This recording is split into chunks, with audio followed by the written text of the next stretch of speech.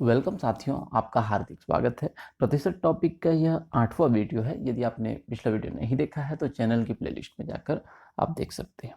Exercise app तक के प्रश्नों को हम सॉल्व कर चुके हैं। इस वीडियो में हम एक्सरसाइज जी के प्रश्नों को हल करेंगे। पहला प्रश्न देखिए, 2 मकान के मूल्य का अनुपात दिया है 16:23 दिया है। 2 वर्ष के बाद एक मकान के मूल्य में 10% वृद्धि और दूसरे मकान के मूल्य में 477 रुपये की वृद्धि हो गई, तो उनकी जो कीमत है उसका नया अनुपात देखिए 11:20 हो जाता है। पहले अनुपात कितना था? 16:23 था। 2 वर्ष के बाद जब उनके मकान के मूल्य में वृद्धि हो रही है तो नया अनुपात हो जा रहा है 11:20। मकान की मूल कीमत हमको ज्ञात करना है। आइए देखते हैं। माना मकानों की मूल कीमत 16x और 23x, जो पहले का अनुपात दिया है इसके अनुरूप हमने रख लिया है। 2 वर्ष के बाद देखिए, पहले मकान की कीमत है 16x, ब्रैकेट में 1 धन 10/100। यहाँ पर आप 16x का 10% कर सकते हैं। मैं यहाँ पर ब्रैकेट में 1 धन 10/100 कर रहा हूँ। उसके बाद आगे हल करेंगे। 1760x/100, 176x/10, ये पहले मकान की कीमत के लिए। दूसरे मकान की कीमत में दिया है 477 रुपये की वृद्धि, तो 23x जो इसकी कीमत है उसमें 477 रुपये हम जोड़ देते हैं। आगे प्रश्नानुसार जो हमने कैलकुलेट किया है वो किसके बराबर हो जा रहा है? 11:20 की। तो यहाँ पर हम इसको रख लेते हैं दोनों पक्ष में 176x/10 अनुपात 23x धन 477 बराबर 11:20, इसके बराबर हो जा रहा है। आगे हल करेंगे तो समानुपात में आप देखते हैं कि आंतरिक पदों का और बाह्य पदों का आपस में गुना होता है। या फिर आप यहाँ पर एक स्टेप ले सकते हैं, इसको बटे में कन्वर्ट कर लेंगे दोनों को, और उसके बाद तिर्यक गुना कर सकते हैं। मैं यहाँ पर डायरेक्ट गुना कर देता हूँ। 176x/10 का गुना होगा 20 से, गुना 20, और 23x धन 477 का गुना होगा 11 से। आगे हल करेंगे तो 352x आ जाएगा इस तरफ पे, और 11 23x से गुना होने के बाद 253x, और 11 का 477 से गुना होने पर धन 5247। आगे हल करेंगे, x वाले को एक तरफ पक्षांतर कर लेते हैं। 352x ऋण 253x बराबर 5247। 99x 5247, x का मान आएगा 5247/99, 53। अब इस x के मान को हम यहाँ पर मान रखेंगे। पहले मकान की कीमत 16x में, तो 16 गुना 53, 848 रुपये। दूसरे मकान की कीमत 23x में, 23 गुना 53, 1219 रुपये। ये हमारा उत्तर होगा। दूसरा प्रश्न देखते हैं। किसी जनगणना में यह देखा गया कि 3 शहर में जो अवयस्क है उनका प्रतिशत कितना है? 40% है, 42 है और 45% था। इन शहर की कुल जनसंख्या का अनुपात कितना दिया है? 7:5:2। इन तीनों शहरों की कुल जनसंख्या में अवयस्क जो है उनका प्रतिशत, यहाँ पर देखिए सेपरेट सेपरेट दिया है। 3 शहर में जो 40, 42 और 45 है, सेपरेट सेपरेट शहर का अवयस्क का प्रतिशत, और 3 शहर की जो कुल जनसंख्या है उनका अनुपात है। तीनों शहर की कुल जनसंख्या में ये अवयस्क जो है उनका प्रतिशत हमको ज्ञात करना है। आइए देखते हैं।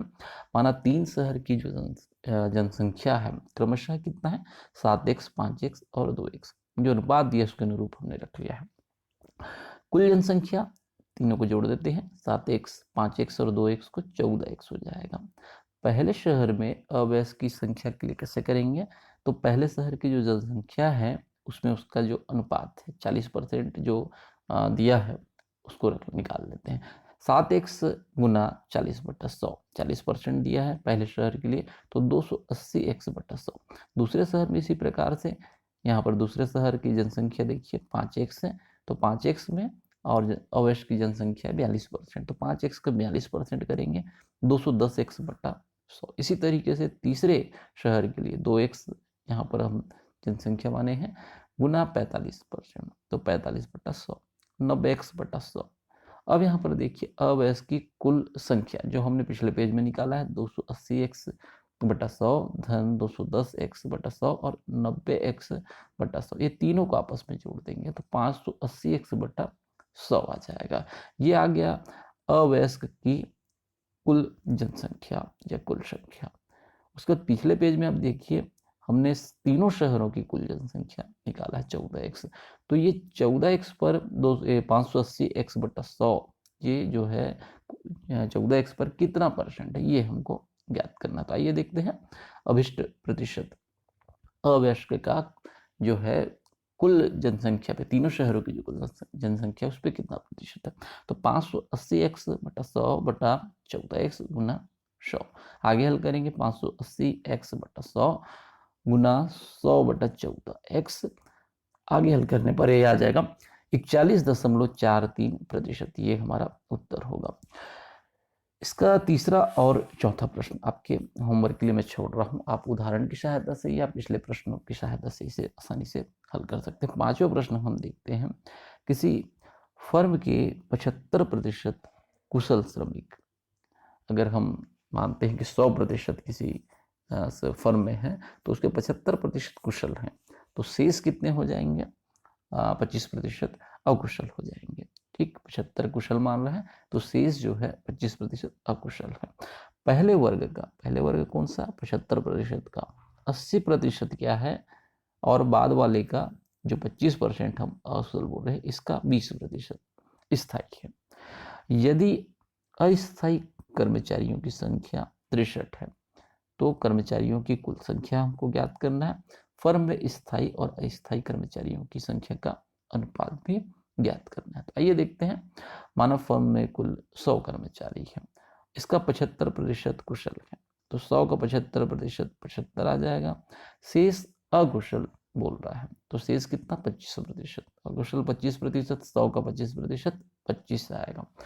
पहले वाले का 80%, पहले वाला कौन सा? 75 जो हमने निकाला है उसका 80% स्थायी है, तो स्थायी कुशल श्रमिक हम बोल सकते हैं। कितना आएगा? 75 जो निकाला है उसका 80% 60 आ जाएगा। बाद वाले का 20% दिया है प्रश्न में, तो बाद वाला कौन सा है? अकुशल श्रमिक। कितना? 25। तो अकुशल श्रमिक का 25 का 20% क्या है? स्थायी है ना। तो स्थायी अकुशल श्रमिक हम बोल सकते हैं 25 का 20% आ जाएगा 5। तो यहाँ पर देखिए किस तरीके से हमने कैलकुलेट किया है। पहले तो कुशल श्रमिक और अकुशल श्रमिक निकाला, अब कुशल श्रमिक का 80% स्थायी है और अकुशल का 20% स्थायी है। तो इस तरीके से हमारे पास आंकड़े आ गए 60 और 5, ये दो इनको जोड़ देते हैं तो 65 जो आएगा ये स्थायी कर्मचारी की संख्या है। कुशल भी है इसमें और अकुशल भी है, लेकिन हम स्थायी कर्मचारियों की संख्या निकालेंगे तो ये दोनों को जोड़ देंगे। फिर से ध्यान दीजिए, स्थायी कुशल श्रमिक 60 और स्थायी अकुशल श्रमिक 5। तो स्थायी कर्मचारी अगर हम बोलते हैं तो 60 और 5 दोनों जोड़ देंगे, 65 आ जाएगा। अब यहाँ पर देखिए अस्थायी कर्मचारियों की संख्या, तो जब 100 में से 65 स्थायी हैं तो शेष जो होंगे अस्थायी, 100 में 65 घटा देते हैं 35 आएगा, ये अस्थायी कर्मचारी होंगे। इसमें कुशल भी हो सकते हैं, कुशल भी हो सकते हैं। तो यहाँ पर इस तरीके से हमने अस्थायी कर्मचारियों की संख्या निकाल ली है। अब यहाँ ध्यान दीजिएगा कि जब अस्थायी कर्मचारी 35 है तो कुल कर्मचारी कितने हैं? 100 हैं। फिर से ध्यान दीजिए, जब अस्थायी कर्मचारी 35 है तो कुल कर्मचारी 100 हैं। इसी प्रकार जब अस्थायी कर्मचारी 63, ये 63 कहाँ से है? ये प्रश्न में दिया है। जब अस्थायी कर्मचारी 63 है तो कुल कर्मचारी बराबर 100 गुना 63/35 180। इस तरीके से ये हमारा कुल कर्मचारियों की संख्या ज्ञात होगी। अब यहाँ पर देखिए कुल कर्मचारी जब 180 हैं और इसमें 63 अस्थायी हैं तो स्थायी कर्मचारी कितने होंगे? 180 में से 63 घटा देते हैं 117 आएगा, ये हमारा स्थायी कर्मचारियों की संख्या होगा। स्थायी और अस्थायी कर्मचारी की संख्या का अनुपात हमको ज्ञात करना है। तो स्थायी कर्मचारी हमने निकाला 117 और अस्थायी है 63, दोनों का अनुपात 117/63 13/7, ये हमारा उत्तर होगा। साथियों उम्मीद करता हूँ ये वीडियो आपके लिए यूजफुल रहेगा, हेल्पफुल रहेगा। ज़्यादा से ज़्यादा शेयर कीजिएगा ताकि हिंदी माध्यम के जो और भी हमारे कॉमर्स के साथी विद्यार्थी हैं वो भी इस वीडियो का, इस चैनल का लाभ ले सकें। यदि आपने अब तक इस चैनल को सब्सक्राइब नहीं किया है तो सब्सक्राइब करना ना भूलें। Thank you.